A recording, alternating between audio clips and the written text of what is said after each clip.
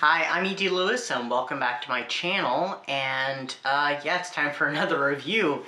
It almost seems a little weird for me to say that since I've been mostly filming vlogs since late last month. So, we've got this last review for the month, and it is another Michael Myers related one. We're going back to Halloween. Except for this time, it's Halloween 2, the novelization based off the film, and the novelization is by Jack Martin.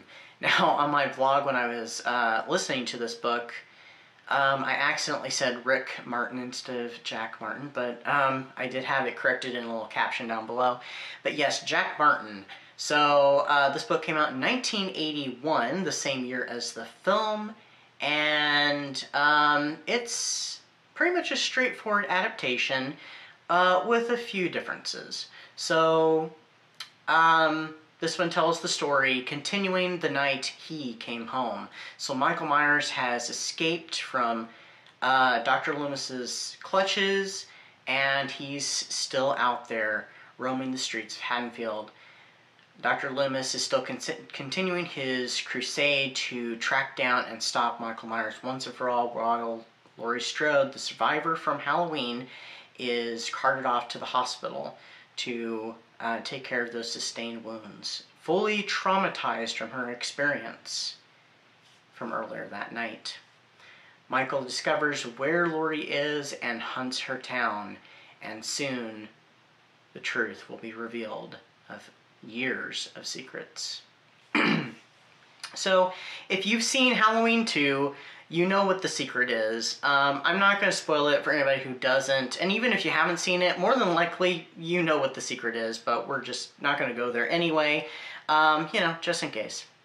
But, yeah, like I said, this is a very straightforward adaptation. There are some differences from the book, from the film, a few different changes, and I don't know if they were things that the author put in there or if they were in the original script and they were changed for the theatrical release.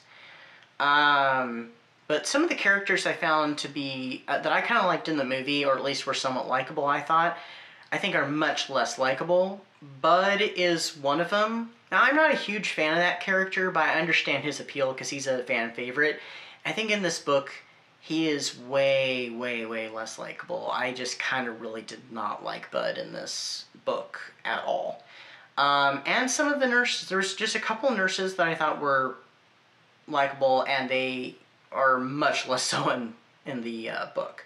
Also, Mrs. Alves, in the book she's depicted as older than what the actress and how she's portrayed in the film, and I'm assuming that is from the script. The script must have had her to be an older character, which she's one of the characters I actually really like in the film, because she's very much trying to keep everybody on task, doing what they're supposed to be doing, keeping to their responsibilities. I have nothing against Mrs. Alves. Dr. Loomis is another one of those characters that I find him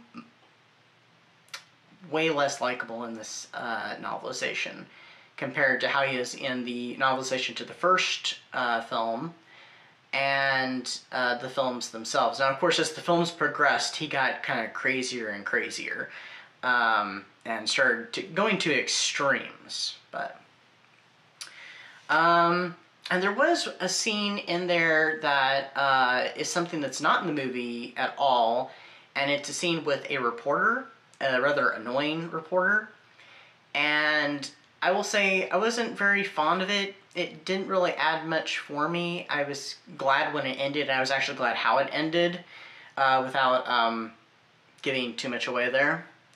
The other problem I had with the novelization was when Laurie starts having memories. These memories are a little different than in the film as well, but it's just kind of more or less left me with more questions of, like, when did that happen, and why did that happen? Why did that transpire? So, but rather than that, yeah, it's a pretty straightforward. It doesn't really add much to the story in regards, which is kind of unfortunate, whereas the novelization of the original Halloween, we got a little bit of background. But now, of course, I absolutely love this film.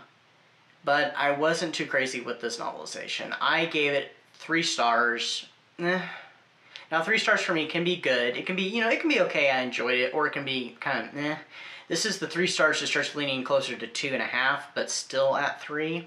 And I listened to this on the Slash Tracks network with the 80 Slasher Librarian, who gives an excellent reading of the book. Even if the books are not good, his readings are excellent. So definitely check his channel out. He really needs even more acknowledgement than what he gets, because he does quite a service for us, for those who, can't afford these books or can't find these books, because all of these books are hard to find, or if you can find them, they're extremely expensive.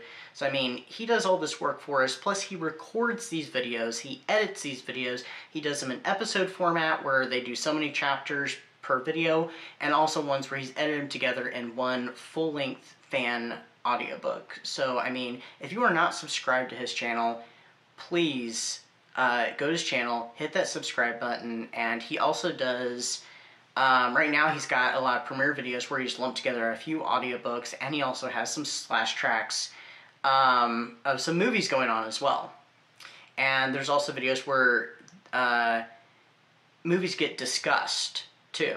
So, like I said, check his channel out. Excellent channel. Absolutely love Josh and what he does. So that is what I've got for you today. Just kind of a straightforward review. I hope everybody's enjoying their October and gearing up for the big day, for the big giveaway. Not at 9 o'clock though. So, no, I'm not hosting a giveaway right now. Yeah, and, it's hard to believe that October and spooky season is almost over. But Halloween never ends. And no, I did not mean that to be a Michael Myers reference, to be honest. That just kind of happened there. Because, on this channel, every day is Halloween. So, until next time, stay safe, stay spooky, and I'll see you then. Bye-bye.